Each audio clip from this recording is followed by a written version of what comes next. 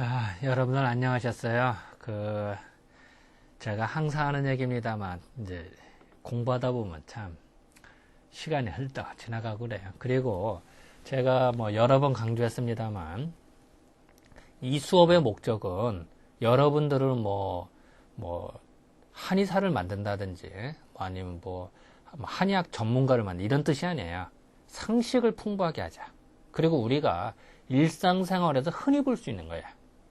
그리고 알아두면 손해보지 않는다 라는 선에서 설명할까요? 그래서 내가 주로 말하는 것이 사상의학의 그냥 일반적인 그 체질 판단하는 방법이나 일상생활을 느끼는 거, 내지 아니면은 사상의학의 응용, 이런 거.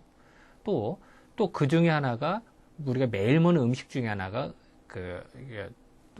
우리가 매일 안 먹을 수 없는 것이 음식이에요. 그래서 음식 이야기를 주로 내가 설명하고 있어요. 또 외국에는 없고 우리나라만에만 있는 거를 좀 더 강조해서 내가 설명을 하죠.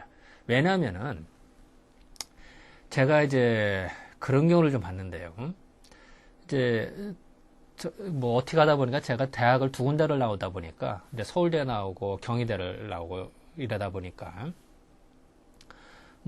또 어떻게 보면 다양한 인맥들이 좀 있어요. 제 선배, 후배 이런 사람들 다 합치다 보면은 꽤 되는데, 이제 하다 보니까 제가 가끔 이제 그 외국에 자주 나가는, 저는 외국을 잘 못 나가는데 외국을 이제 출장을 자주 간다든지 아니면은 외국으로 이민 간 사람도 있고 이제 별 사람을 만나게 돼요. 근데 재밌는 걸 봤는데, 한 친구는 그 성악을 참 잘하는 친구예요. 오페라도 참 잘하는 친구예요. 그런 친구가 하나 있었고, 또 한 친구는 장구도 좀 치고 이렇게 판소리를 하는데 이게 판소리를 제대로 못하는 친구야, 사실은. 그런 친구가 있는데 이제 어떤 자리가 있었대요. 근데 오페라하는 친구는 서양 친구들, 서양 이제 바이어들이죠. 이런 자리에서 이제 딱 몇 곡을 불렀다. 그랬더니 그냥 박수는 치는데 그렇게 열광적이지는 않대요. 왜냐면은 유럽 사람들도 많이 듣는 거니까.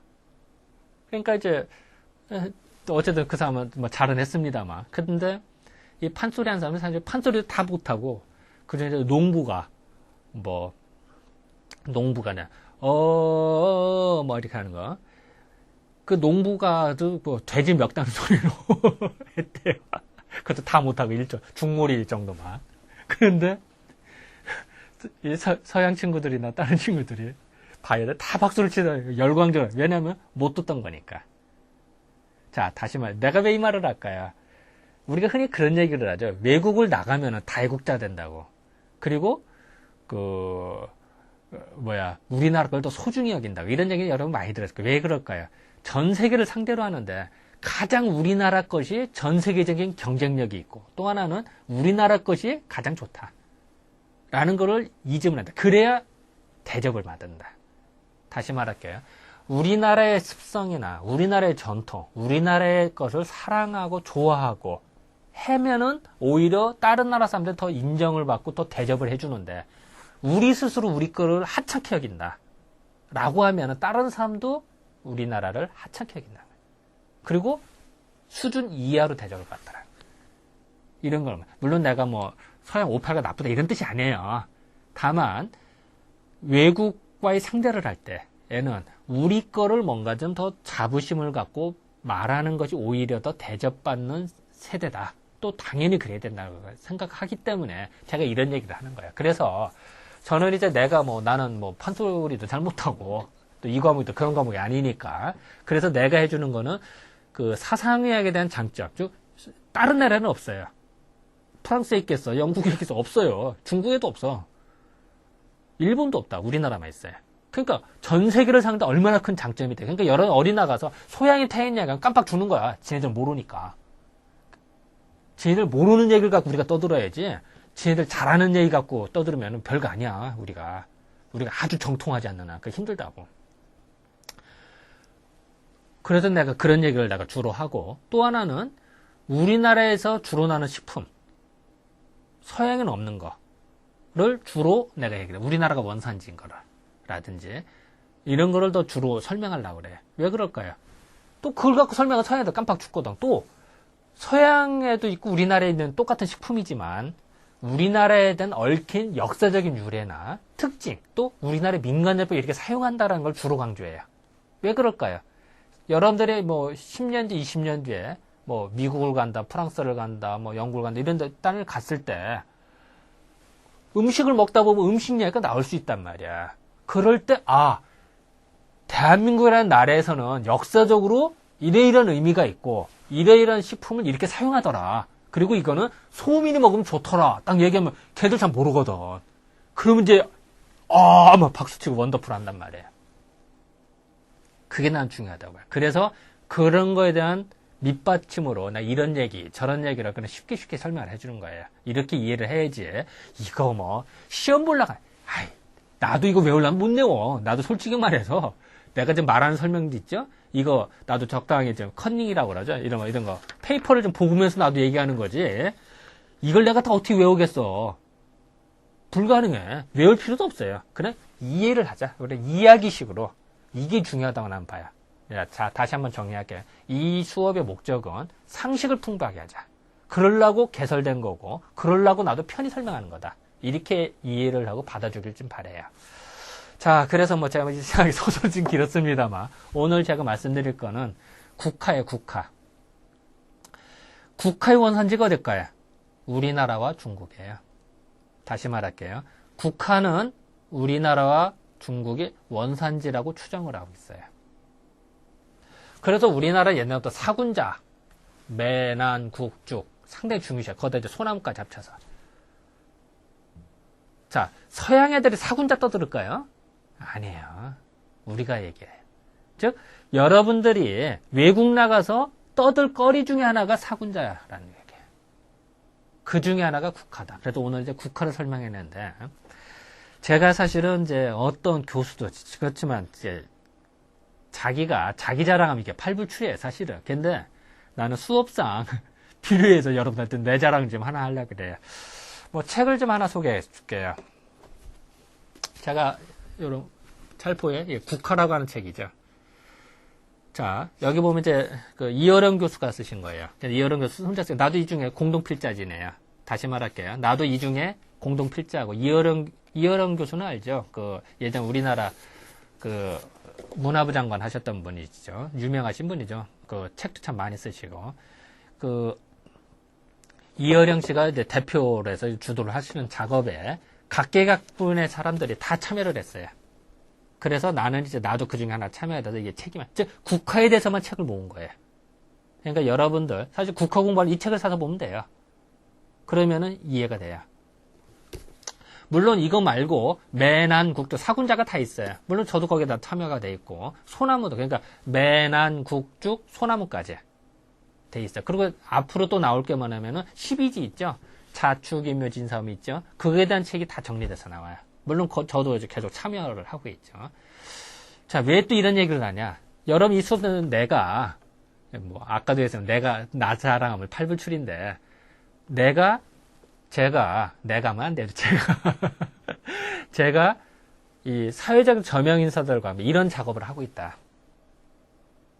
그리고 나는 한의학계의 대표격으로 이런 식품을 연구하는 사람으로서 전문가로서 참여를 하서 얘기를 또 이런 말이 씨가 먹히고 그 학계에서는 통용이 되는 즉 다시 말하면 내가 여러분들 하는 말들이 다 학계에서나 이런 책을 통해서나 이 지식인들 간에 이제 이야기가 되고 인정이 되고 또 이런 식으로 이해하려고 한다는 거예요. 이런 흐름을 내가 말씀드리려고 그래요. 그래서 여러분들 더 관심 있는 분들은 요거 책방에 다 있어요. 책방에 있으니까 국화라는 책을 사서 보시도록 해요. 글쎄 요 사군자도 마찬가지예요. 그 매화, 난초, 국화, 매난, 난초, 국은 국화, 죽은 대나무, 그 다음에 소나무까지. 다 우리나라의 정절을 의미하죠. 이런 걸 좀 상식적으로 읽어두면은 나중에 여러분들 어디 나가서나 좀 말빨이 좀 쓴다. 이렇게 이제 생각하시면 될 것 같아요. 국화는 보면은 이제 우리나라의, 이제 아까도 했습니다. 이제 국화는 이제 그 중국과 우리나라 원산지라고 생각을 하고 있는데요. 예전부터 이제 국화는 정양, 올바른 양기를 받아서 생긴 것이 국화다. 라고 얘기를 한대요. 그래서 예전에 보면은 근데, 말이 헛나네. 그러니까, 그러니까, 정양은 이제 목란, 난초를 말하고, 목란을 말하고, 그리고는 정음은 이제, 예를 들어서 국화. 그래서 가을 국화가 가을에 이렇게 딱 피고, 이렇게 할 때, 가을 국화에도 특히 이슬 먹은 국화를 아주 대단하게 치죠. 그리고 또 하나는 국화를 보면요. 우리 사상의학에서는 어떻게 생각하느냐. 국화는 향기가 은근히 나요. 은은하게 퍼지죠. 그죠? 그래서 여러분들 되게 장례식 할 때 되게 국화 많이 꽂아 놓죠. 왜 그럴까요? 사람이 이제 뭐 이런 말은 그러든 사람이 사망을 한다. 이러면 세포가 썩어요. 죽어요. 다 죽었으니까 이제 영양분을 못 받고 생명 활동이 끝났으니까 이 세포들이 썩기 시작해요. 그러면은 시체 냄새라고 그래요. 시체가 나기 시작해요. 근데 시체 맡아서 좋을 사람 누가 있겠어요?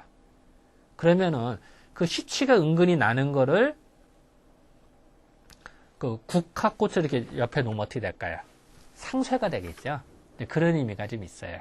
그리고 또 하나는 우리가 되게 병실에 병문을 때 국화꽃을 사가죠. 이런 것도 환자가 누워있고 뭐 이렇게 하다 보면 몸에서 냄새가 날 수가 있어요. 그거를 상쇄시켜주고 향기롭게 한다. 이런 의미도 있고, 또 거꾸로 말하면은 환자한테 맑은 공기를 준다. 국화향기를 먹어서 좀 정신을 맑게 해준다. 이런 의미도 있겠죠. 자, 다시 말할게요.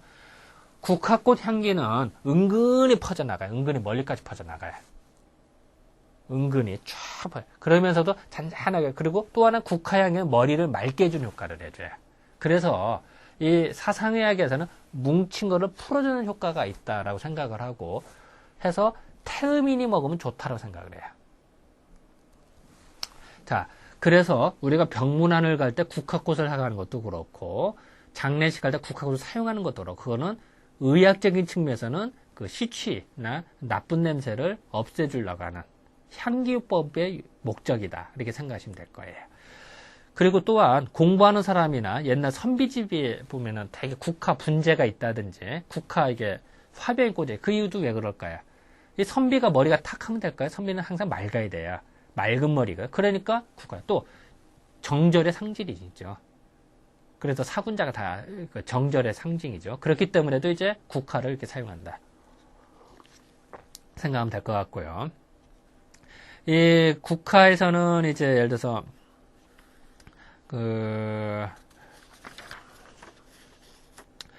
예전에 이제 이제 국화는 참 품종이 참 많았는데, 이제 그에 대한 이설이 참 많았다라는데, 뭐, 그거만 이 수업 시간에 언급하는 건 그렇고요. 이 국화의 효능을 보면은, 아까 뭉친 거를 약간 풀어주는 효과가 있고, 정신을 맑게 해준다 그랬잖아요. 그러다 보니까, 풍습비라고 그래서, 이 팔다리가 저리는 증상이 있어요. 다시 말할게요. 순환이 안 되면, 몸에 순환이 안 되면은, 이게 손발이 저릿저릿하고 뭉쳐져요. 예를 들어서 그것이 이제 내 몸의 원인일 수도 있고, 바깥에서 풍기운이 들어와서 그럴 수도 있고, 몸이 습해서 그럴 수도 있네요. 그걸 다 비증이라고 그래, 한의학에서는. 어쨌든, 저릿저릿한 증상. 요럴 때 국화를 사용한다. 이제 이런 말들이 나오겠죠. 그리고 번열, 가슴이 답답하면 열이 난다. 이럴 때 국화를 사용한다. 자, 국화는 따뜻할까요? 뜨거울까요? 아니, 차가울까요? 뜨거울까요? 말이 헛나는데. 국화는 시원해요. 다시 말할게요. 국화는 열을 식혀준 역할을 해줘요. 그러면서 향기를. 그래서 얘는 가양조라 해서 예를 들어 집에서 술을 담글 때 있죠. 그 가양조. 집가짜. 집에서 담근 술이라는 뜻이죠. 집에서 술을 담글 때 그 누룩이나 이렇게 할 때 거기다가 누룩해서 이제 술 담글 때 거기다가 국화꽃을 좀 넣죠. 그러면은 술 맛이 그렇게 향기롭고 좋아요. 오래 가야죠. 아주 좋죠. 그리고 맑아져요. 이제 그런 역할이. 자, 국화는, 그리고 국화 이렇게 하면 들취해요. 왜냐면 국화가 약간 열을 내리거든요. 그리고 정신을 맑게 해주기 때문에. 그러니까 가슴이 답답한 번열이 있을 때 국화를 사용한다. 이제 이런 기록이 나오겠죠.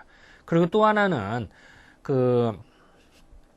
이제 머리와 눈이 충혈이 됐다. 이럴 때도 국화를 사용한다. 이런 말이 나오겠죠. 왜냐면은 눈이 충혈되는 거는 뜨거워서 충혈되지. 자, 눈이 충혈되면, 아유, 또 추웠겠다, 이렇게 해서 되게 열받는다든지, 속열이 뜬다든지, 뭔가 이러면 눈이 충혈이 돼. 물론 이제 외부적으로 바이러스 감염이나 세균 감염에도 충혈이 됩니다만, 그것도 외부에서 균이 침범이 되면 내부에서 방어를 해야 될 거 아니에요. 그러다 보니까 막 적군하고 싸우다 보니까 열받는단 말이야. 그러니까 충혈될 수밖에 없죠. 어쨌든 충혈됐다는 건 열받는 건데, 그럴 때 국화를 사용한다라는 기록이 발견할 수가 있겠죠.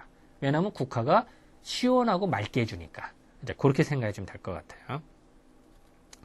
그리고 이제 심지어는 이제 예를 들어서 뭐 머리 아프다, 머리가 지끈지끈 아프다 이럴 때도 쓸 수가 있고, 또 하나는 예를 들어서 이제 그 혈액 순환이 안 된다 이럴 때도 사용할 수가 있겠죠.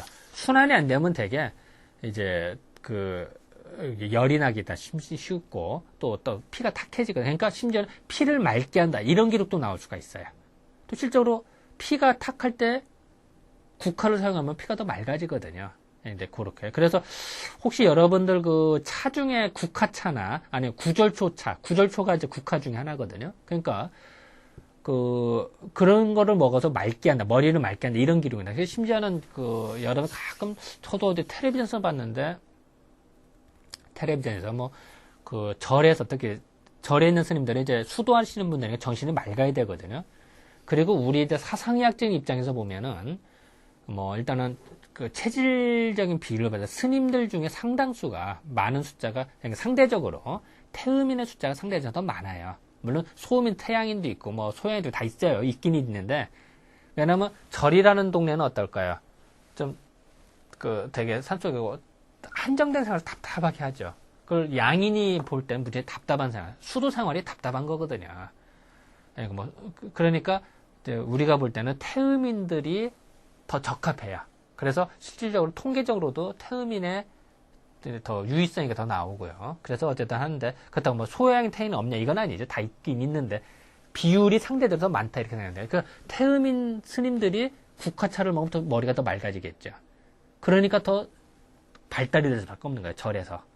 그래서 이 스님들 중에 어떤 절에서는 구절주 일부러 길러서 말렸다가 이제 차를 끓여 먹는다 이제 이런 기록들이 이런 이제 방송을 봤는데 다 한의학적 일리가 있는 이야기죠. 예전 또 책을 보면은 국화를 계속 먹었더니 뭐 불로장생하더라 이런 기록이 나와요. 예전 책을 봤더니 왕자규라는 사람이 있었대요. 근데 이 사람이 머리가 백발이 됐었는데 이제 그때부터 국화를 먹기 시작했는데 머리가 이제 다시 흑발이 되고 회춘을 했대요. 그래서 늙지 않았더라. 그래서 뭐 이 사람이 80 먹은 노인이었는데 오히려 어린애가 됐대요. 뭐 믿거나 말거나 얘기입니다만. 근데 이런 왜 그랬을까? 정말 그렇게 돼. 진짜 80만 뭐 10살 먹은 어린애가 됐을까요? 그러진 않았겠죠. 다만 그걸 강조하기 위해서 이런 말이 나오지 않았을까 이런 생각. 어쨌든 불로장생 왜 그럴까요? 사람이 나이가 들고 늙어지면 점점 탁해지고 순환이 안 된단 말이에요. 그거를 순환을 시켜주고 맑게 해주니까 오래 살더라. 이렇게 이해할 수가 있겠죠. 그러면은 이런 기록들이 나올 수 있고 또 하나는 또 실제 국화차를 즐겨 드시는 분들 중에 훨씬 노화 현상이 좀 천천히 나오더라. 노화가 잘 안 되더라. 나이 든다 노화가 되는데 이제 이런 것도 이제 발견할 수가 있겠죠. 그리고 이제 또 국화를 계속 먹었더니 이제 신선이 되더라. 이제 이런 말까지 나왔어요. 이제 드디어. 그래서 강풍자라는 사람이 있었대요. 강풍자라는 사람은 국화를 계속 먹었더니 드디어 이제 신선이 되더라. 글쎄 뭐 신선이 됐는지는 모르죠. 하지만 왜 이런 말이 나왔을까? 정신과 육체를 맑게 만들어주니까. 국화 자체가 이렇게 생각하시면 될 것 같아요. 또 심지어는 어떤 사람은 뭐 주유자라는 사람이 있는데 오나라 때 사람이래요. 오나라 때 사람 주유자는 국화꽃을 계속 먹었더니 구름을 타고 이렇게 하늘을 올라가더라. 하도 가벼워져서 몸이. 믿거나 말거나 얘기인다. 왜 자꾸 내가 이런 얘기를 할까? 연대제 고도 진짜 뭐 구름을 탔는지 안 돼. 이건 중요한 게 아니고요. 예전 사람들이 국화를 봤을 때, 즉 몸과 마음을 맑게 만드는 걸로 인식을 했고 또 먹었더니 몸이 맑아지더라. 라는 거를 강조하기 위해서 이런 것이 써졌다라고 이해하면 될 것 같아요. 예전에 보면 이제 또 국화 보면 이제 음력으로 9월 9일. 그러면 이제 우리가 음력으로 8월 15일이란 추석이죠, 추석. 8월 한가일. 음력으로 9월 9일을 중양절이라. 우리 자, 양이 중첩되다는 의미인데, 자, 1, 2, 3, 4 이렇게 하죠. 홀짝홀짝인데, 일은 양이에요, 양. 이는 음이에요. 그래서 어떤 사람은, 남자는 짝대기 하나로 긋고, 여자는 짝대기 두 개로, 음과 양을 표시할 때 이렇게도 하죠. 왜 그러냐면, 여자는 갈라져 있으니까, 이렇게 표현하기도 하는데, 어쨌든, 홀짝할 때, 홀은 양이고, 짝은 음이에요. 자, 이렇게 생각해도 돼요. 홀수, 즉 1이나 3이나 5는 뭔가 대립이 안 돼. 또 하나가 남거든. 그러니까 뭔가 불완전해. 그러니까 움직이려고 그래요. 그러니까 양의 기운이다 라고 볼 수가 있고, 짝수는 어때? 꼭 대가 이루어지죠. 짝이 딱 맞는단 말이야. 그러니까 안정화돼 있다. 그래서 음이다. 이렇게 이해하는 사람도 있어요. 틀린 말 아니에요. 그것도 맞는 이야기예요. 그래서 여러분들 우리나라 보면은 되게 대통령 취임식이라든지 중요한 발표하는 날, 경축일 다 언제예요? 홀수날이죠, 홀수날. 무슨 3일, 5일, 7일 이럴 때가 많죠. 2일이나 4일이 많아요? 별로 없어요. 왜 그럴까요? 자, 대통령 취임식이라든지 중요한 결정을 한다든지 발표 이런 거는 중요한 결정은 앞으로 더 잘하자, 전진하자, 국가를 이렇게 끌고 나가자 이런 의미가 있어요. 그러니까 홀수날에 하면은 경우가 많겠죠. 근데 짝수날에는 잘 안 해요. 한번 잘 보세요. 그런 있지. 예를 들어서 3.1 운동이다. 원래는 3월 3일 날 하려다가 3월 1일 날 한 거죠. 그것도 홀수죠. 3월 2일 날 하려고 이러지 않았죠. 예를 들어서. 그래서 토막상식으로 알아두자. 그래서 그러면은 1, 2, 3, 4 이렇게 했을 때 1부터 5까지 1, 2, 3, 4, 5를 생수. 이제 숫자가 만들어진다고. 6, 7, 8, 9까지는 어때요? 거기다가 1, 2, 3, 4에다가 5만 합하면 이렇게 되죠? 그래서 이걸 성수라고 그래요. 이룰 성자, 숫자에서 성수, 생수 성수라고 하는데, 성수 제일 마지막 단계라. 그래서 9. 그래서 3 곱하기 3에 9의 의미가 있고, 하나보다는 이제 3을 더 강조하니까. 그래서 그런 의미도 있고, 또 하나는 6, 7, 8, 9의 마지막. 그래서 9라는 수를 태양이라고 그래요. 태양수라고 그래요. 태양. 또 더 나아서 노양이라고 표현해요. 늙을 노자. 저 양이 제일 큰 거다. 태양. 클태자 양야. 그래서 9의 의미가 그런 거거든. 그러니까 음력 9월 9일은 어떨까요? 태양이 가장 많은 거죠. 노양이 많은. 그래서 그걸 구구절.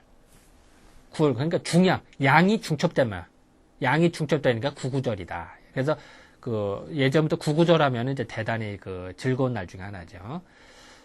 그러니까 근데 세상의 이치는 양이 극사하면 그때부터 또 음이 생겨나고 쇠퇴돼. 자, 뭔가 우리가 산을 오른다. 그럼 산을 이렇게 올라가다가 정상을 오른다. 그때부터 내리막이죠. 자, 등산하는 사람은 땅을 보면서 계속 걸어가.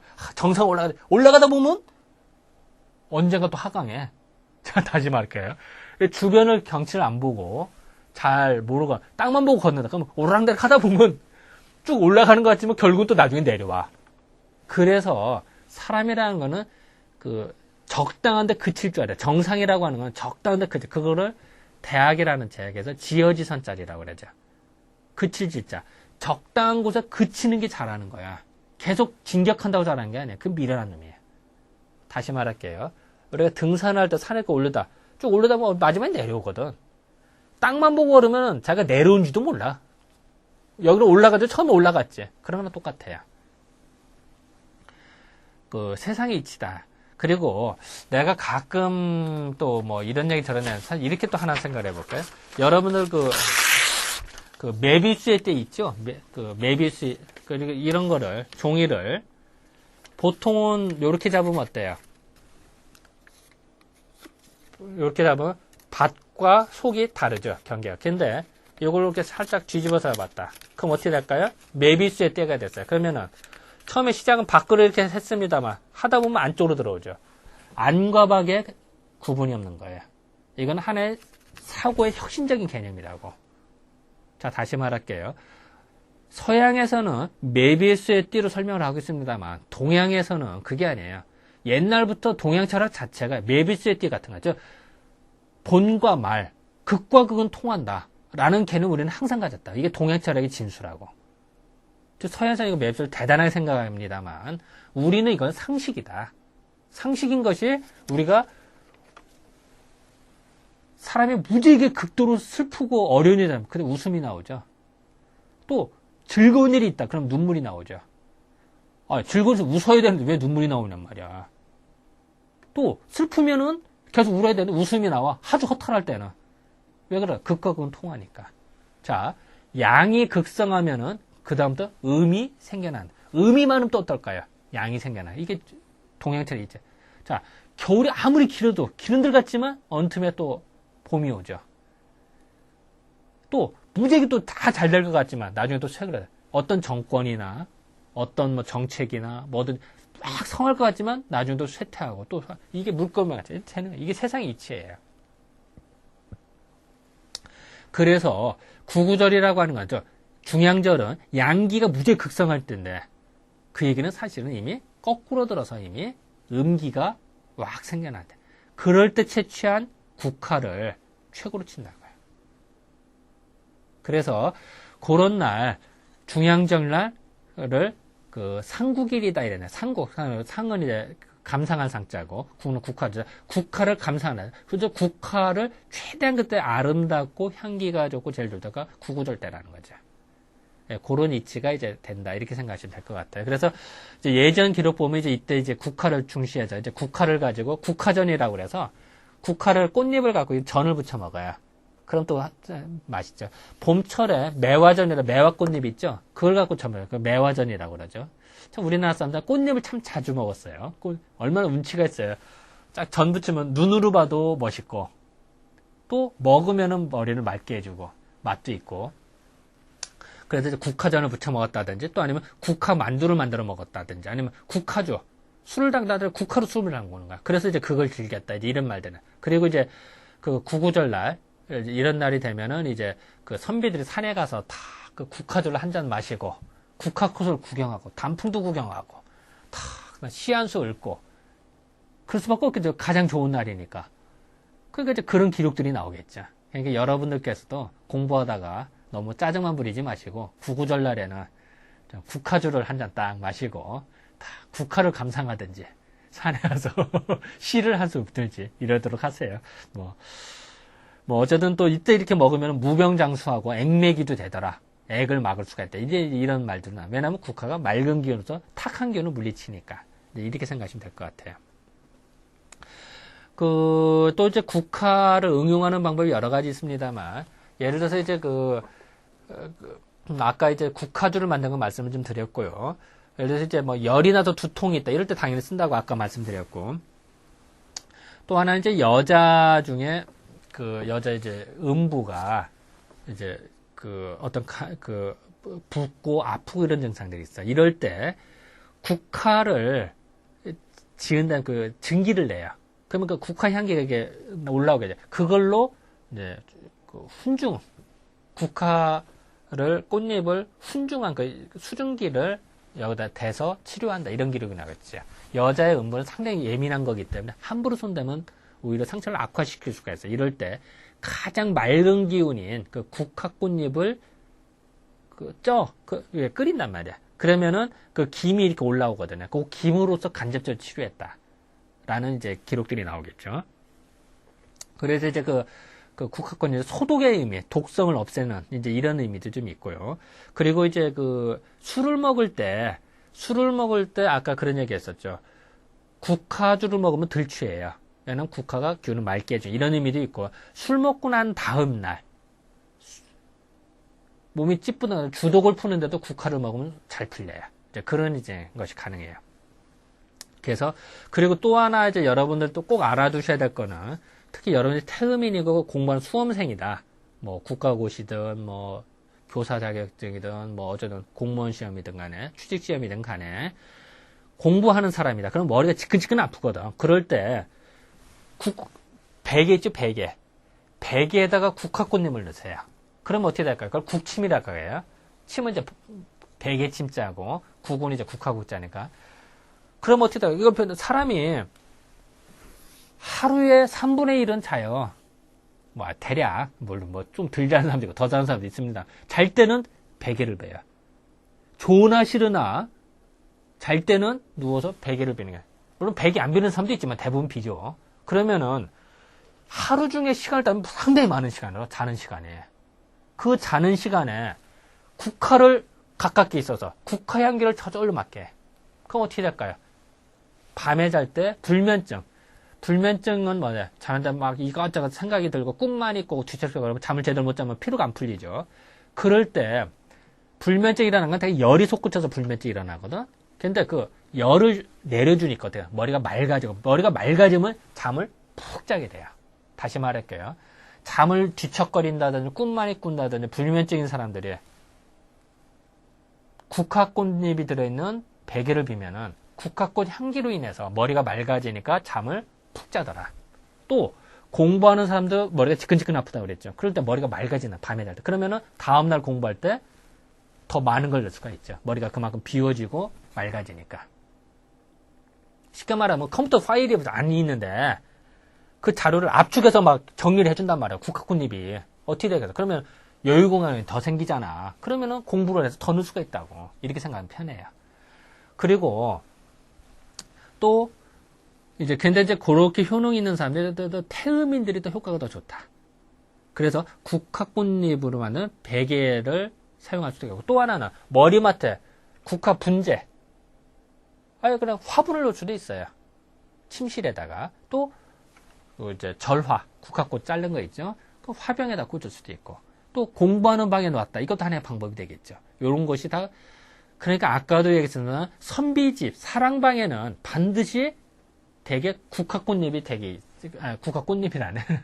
국화꽃이 되게 있고 또 아니면은 그 사랑방 바로 옆에라든지 그 정원에는 되게 국화가 심어질 수밖에 없겠죠.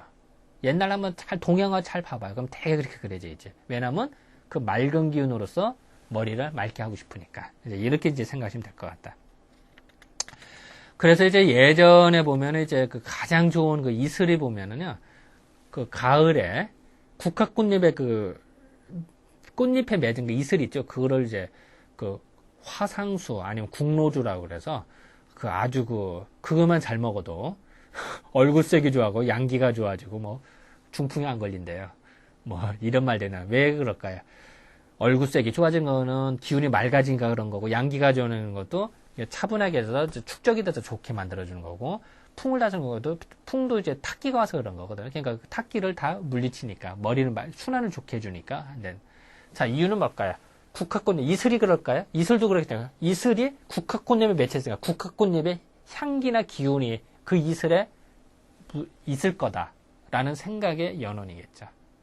근데 사실 이게 현실성은 없죠. 뭐 여러분들이 뭐 공부한 사람들이 그 이슬 채취하러 다니면서 이슬 채취하러 몇 시간에 해봤자 이만큼도 하기 어렵죠. 그러니까 어쨌든 뭐 우리가 이제 이렇게 공부하는 거는 우리가 예전 사람들 그렇게 인식을 했고 또한 그렇게 활용을 했다 이런 선으로 이해를 해야지 뭐 그걸 또 그대로 지금 흉내내려고 한다 이런 거는 어렵고요. 하지만 뭐 국화꽃잎을 가져 베개라든지 이런 건 응용이 가능했죠. 또 지금도 뭐 문명을 갈 때 국화꽃을 사간다든지 이렇게 생각합니다. 그래서 아까도 얘기했습니다만 뭐 국화에 대한 뭐 다른 이야기나 이런 거는 여기 참 많아요. 뭐 저도 공동 집필진입니다만 많은데 이제 저는 이제 이번에는 좀 이제 그 효능을 한의학적으로 봤을 때 어떻게 바라봐야 되는지 이런 걸 이제 제가 주로 설명을 해드렸습니다. 자, 여러분들 상식이 좀 약간 좀 된 것 같아요. 뭐 그냥 이런 건 재미로 이해하고 재미로 상식을 늘린다 이렇게 생각하도록 합시다. 네, 감사합니다.